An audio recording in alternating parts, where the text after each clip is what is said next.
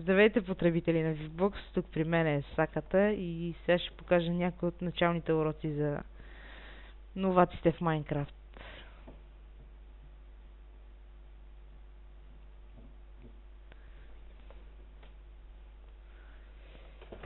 Само така. Нужни са ми доста дърва и главно един крафтинг, който ще покажа как се прави, но по-късно просто. Така. Примерно обработвате, кликате върху с десния бутон колкото пъти искате и по принцип трябва да ви излезе нещо за... Ага, обърках се. Ето така, wooden planks, от които тях се прави крафтинга и както напредналите играчи го наричат workbench. Така се прави чест. Той също е полезен. Крафтинг, това като натиснете го правите, просто защото съм на Creative Mode и не мога да го направя, но ето ви крафтинг. Така, останалите в началото просто съберете много дърво. Следващото е стикове. Правите примерно няколко стика. И това са инструментите.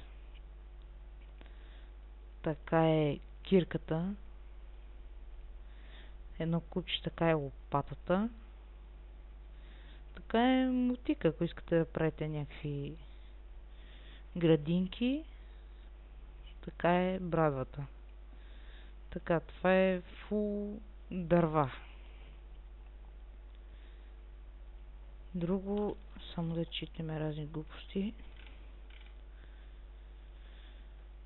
Друго, злато и такова.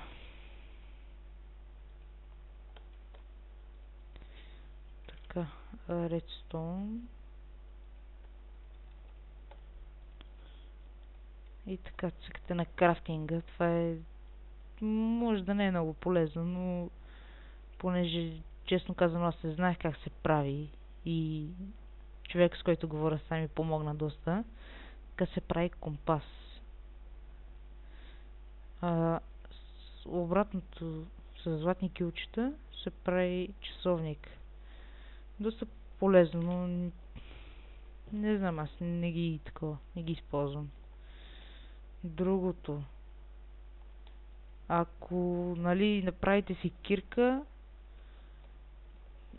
изкопавате някъде около 8 камъка. Аз ще си чита няколко. Така. Така се прави печка. Но... олеле, боже, то верно, че беше от Cobblestone, бе. Къде е то Cobblestone? Гледай го как се крие.